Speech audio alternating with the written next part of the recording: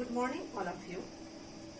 आज कक्षा 12वीं के अर्थशास्त्र विषय के अंतर्गत लेसन 2 जो है आपका अर्थव्यवस्था की केंद्रीय समस्या, इसका हम अध्ययन करेंगे।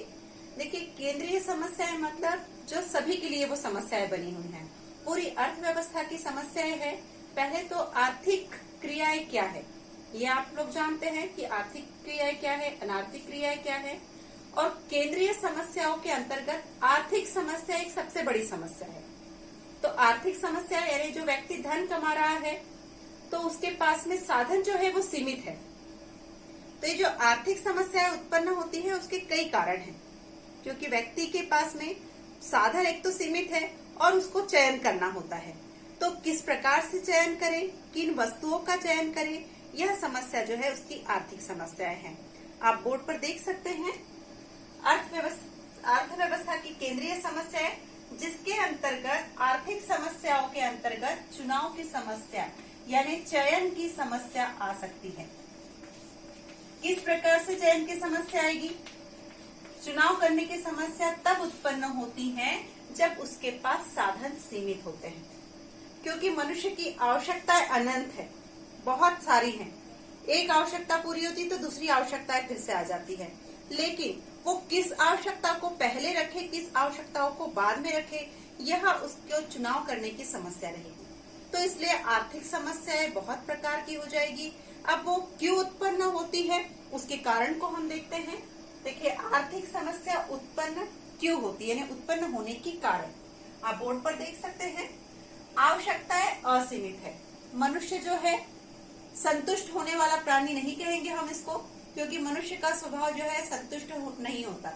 और एक प्रकार से अर्थव्यवस्था की ग्रोथ भी यही है, क्योंकि यदि मनुष्य संतुष्ट हो गया तो नई चीजें बनना बंद हो जाएगा और व्यक्ति उसको नया नया बनाना बंद करेंगे, खरीदना बंद कर देंगे। तो यहाँ क्या हो जाएगा, सब चीजें रुक जाएगी। तो इसलिए आवश्यकताएं बनी रहे, क्रियाएं उत्पादन होते रहे, ये हमारे अर्थव्यवस्था के लिए भी अच्छा है।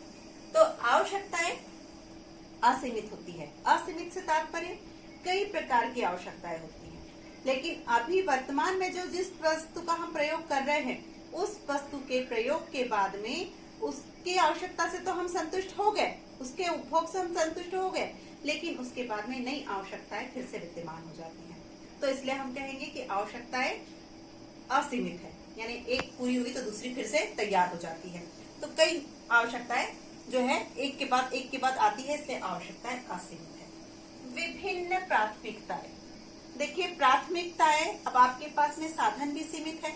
साधन जहाँ सीमित होते हैं मतलब धन आपके पास कम है। साधन का तात्पर्य यहाँ धन है, क्योंकि हम जो भी वस्तुओं का उपभोग करेंगे उसके लिए हमको धन की आवश्यकता होगी। जिस वस्तु को हमको क्रय करना है उस वस्तु के लिए हमको धन की आवश्यकता है, ताकि हम मार्केट में जाए, बाजार में जाए, धन दे और उस वस्तु को क्रय करें। तो इस प्रकार से देखिए विभिन्न प्राथमिकताएं। अब किस व्यक्ति को किस प्रकार की वस्तु की प्राथमिकता होगी यह भी तय करना होगा। एक कृषक वर्ग की प्राथमिकताएं अलग होगी, एक व्यापारी वर्ग की प्राथमिकता अलग होगी, एक डॉक्टर की प्राथमिकता अलग होगी, एक स्टूडेंट की प्राथमिकता अलग होगी।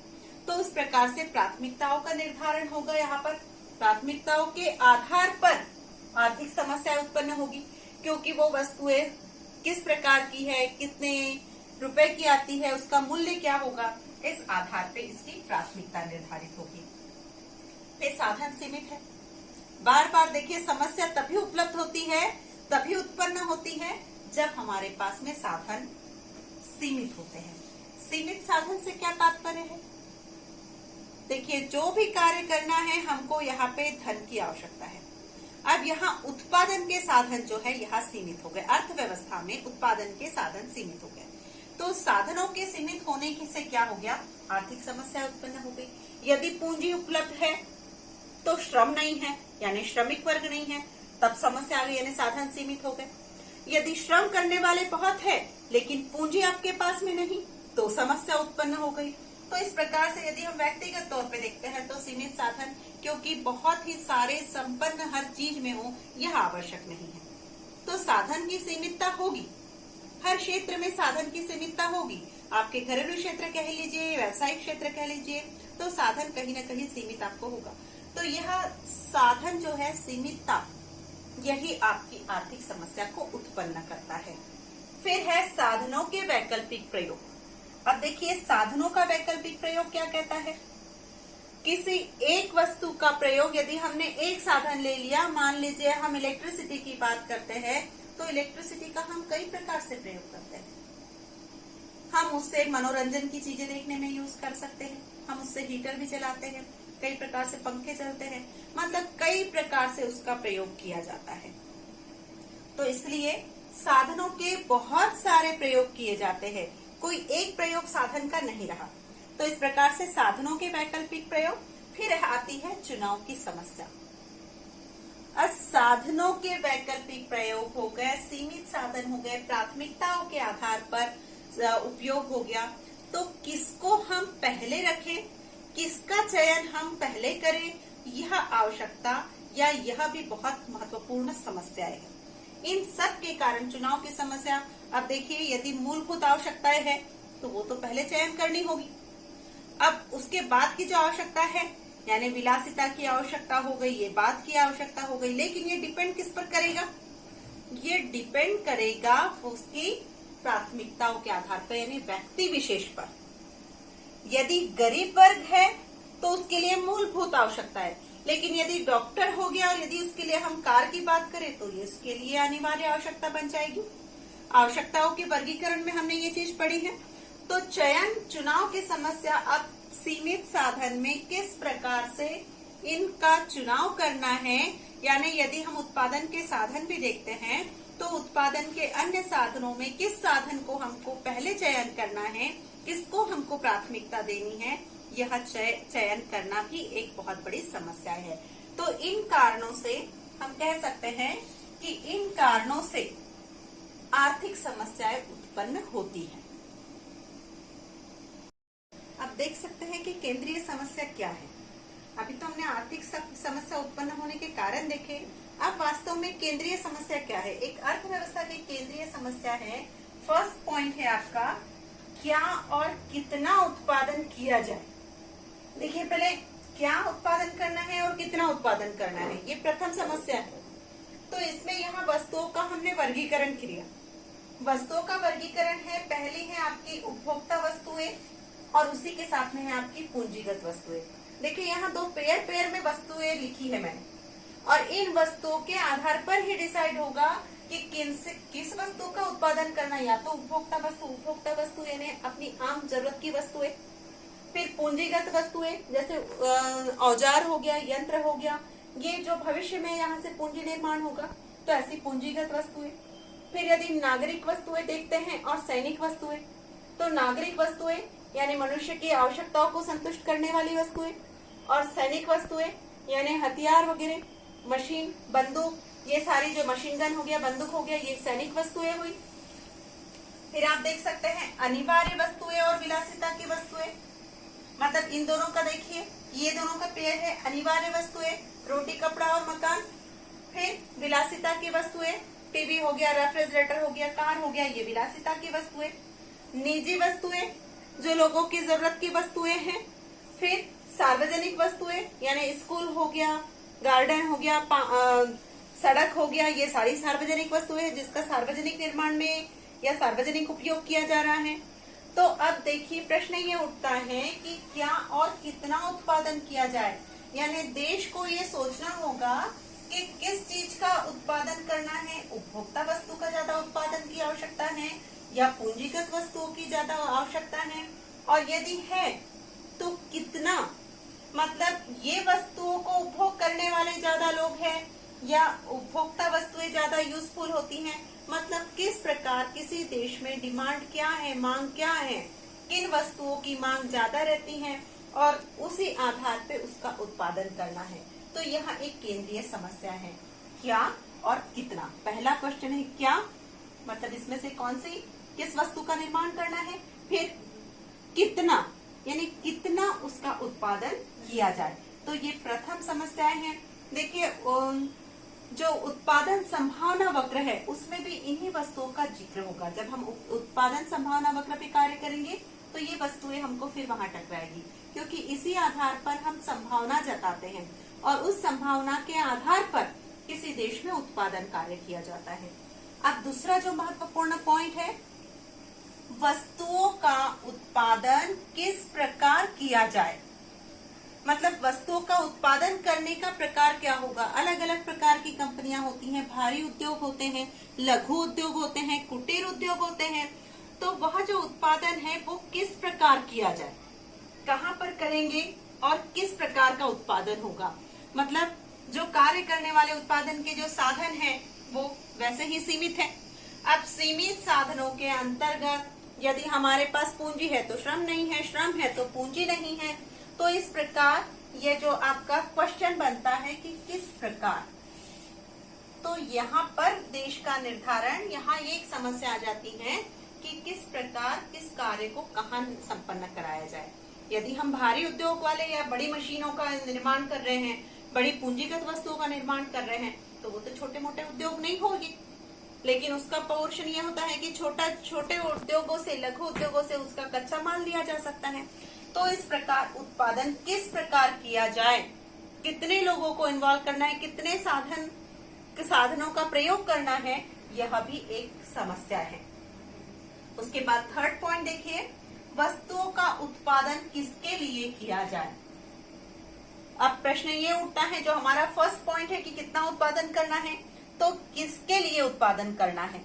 देखिए ये जो हमने वस्तुओं को अलग अलग किया है, कैटेगराइज किया गया है, तो उनको किसके लिए करना है, व्यक्तियों के लिए करना है या सुरक्षा के लिए करना है या किस कार्य के लिए करना है। तो ये वस्तुओं का उत्पादन किसके लिए करना है, यह भी निर्धारण आवश्यक है।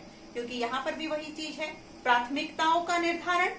अभी हमने उसके आर्थिक समस्याओं के उत्पन्न होने के कारण देखे हैं कि एक तो चयन की समस्याएं हैं, और चयन की समस्या क्यों है, क्योंकि हम उसको प्राथमिकता तय नहीं कर पाते हैं कि कौन से का जो उत्पादन वस्तुएं हैं वो हमको पहले लेना है या कौन सी हमारे लिए अनिवार्य है।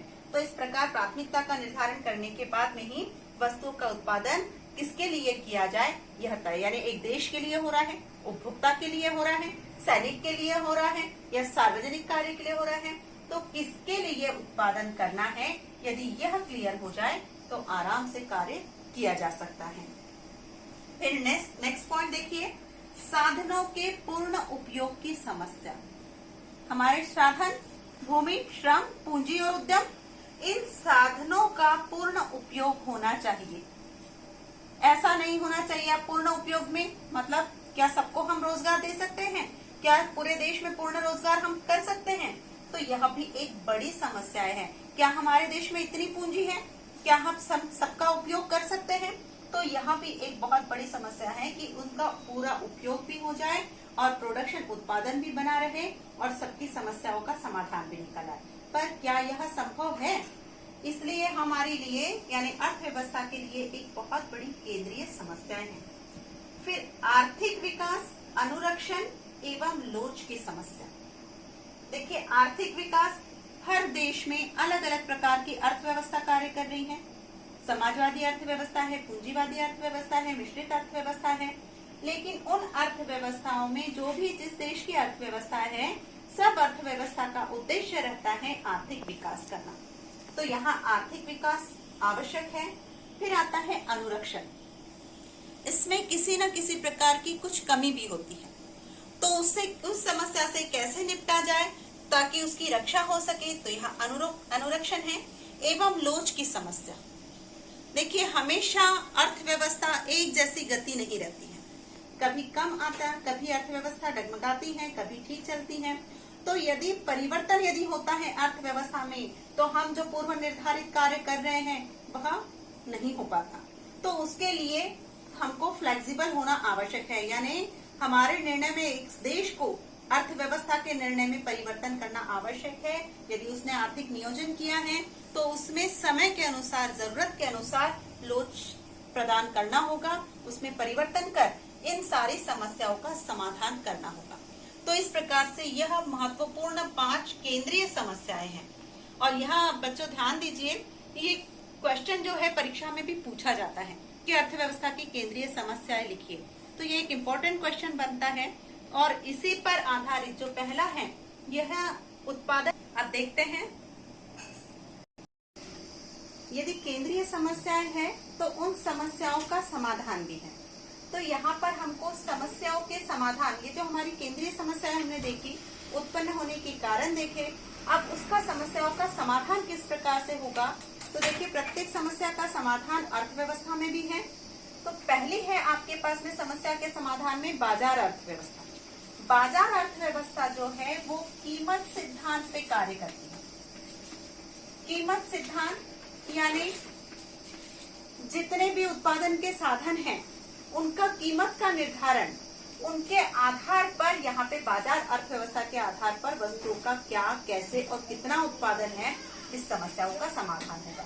तो इसका जो होगा आपका कीमत सिद्धांत, कीमत के आधार पर तो बाजार अर्थव्यवस्था में संतुलन बनाया रखा जा सकता है। और इस प्रकार से बाजार की जो अर्थव्यवस्थाओं की समस्या है, क्या, कैसे, कितना, किसके लिए उत्पादन करना है, इस आधार पे उत्पादन के सभी साधनों को उनके अनुसार पारिश्रमिक प्राप्त करके कीमत का निर्धारण करके वस्तुओं का उत्पादन किया जाएगा। क्योंकि देखिए, कीमत के आधार पर ही एक वस्तु का मांग और पूर्ति, उस सिद्धांत के आधार पर यह बाजार अर्थव्यवस्था से समस्याओं का समाधान होगा। दूसरी है आपकी केंद्रीय योजनाबद्ध अर्थव्यवस्था। इसके लिए केंद्र सरकार से एक अधिकारी नियुक्त किए जाते हैं और उन अधिकारियों के माध्यम से अधिकतम सामाजिक लाभ, इस प्रकार के कार्य पर ध्यान दिया जाएगा। यानी अधिकतम सामाजिक लाभ जिन कार्यों के माध्यम से हो उसका उत्पादन में ध्यान दिया जाएगा। यानी उत्पादन का क्रम अब अधिकतम सामाजिक लाभ के आधार पर किया जाएगा। मतलब जिससे सामाजिक लाभ अधिक होगा उस उत्पादन को पहले प्राथमिकता दी जाएगी। यानी कितना उत्पादन करना है, जो कार्य सामाजिक लाभ के लिए, सार्वजनिक लाभ के लिए हो, तो उसका उत्पादन पहले किया जाएगा, उसका उत्पादन ज्यादा किया जाएगा। इस प्रकार से उसका निर्धारण किया जाएगा। थर्ड है आपकी मिश्रित अर्थव्यवस्था। यदि हम मिश्रित अर्थव्यवस्था की बात करते हैं तो ये जो दोनों पॉइंट है, इन दोनों को मिला ले हम, तो इन दोनों के आधार पे बनेगा आपका मिश्रित अर्थव्यवस्था। यानी कीमत सिद्धांत को भी ध्यान में रखा जा रहा है और प्लस आपका सामाजिक लाभ भी। मतलब सबका निर्धारण सामाजिक लाभ के आधार पर, प्राथमिकताओं का निर्धारण और कीमत, साधनों का उचित पारिश्रमिक, ये सब का निर्धारण मिश्रित अर्थव्यवस्था के अंतर्गत होगा। तो इस प्रकार से हम देख सकते हैं कि केंद्रीय समस्याओं के समाधान में बाजार अर्थव्यवस्था कार्य करेगी। बाजार अर्थव्यवस्था के आधार पर समस्याओं का समाधान किया जाएगा। योजनाबद्ध अर्थव्यवस्था यानी ये केंद्र सरकार के माध्यम से नियुक्त अधिकारियों के, जो एक प्रशिक्षित और उच्च योग्यता वाले जो अधिकारी होते हैं, उनके नियुक्ति के आधार पर इसको योजनाबद्ध तरीके से कार्य करके इसकी समस्याओं का समाधान किया जाएगा। और मिश्रित अर्थव्यवस्था दोनों ही सिद्धांतों के आधार पर यहाँ पे समस्याओं का समाधान करने में सक्षम है।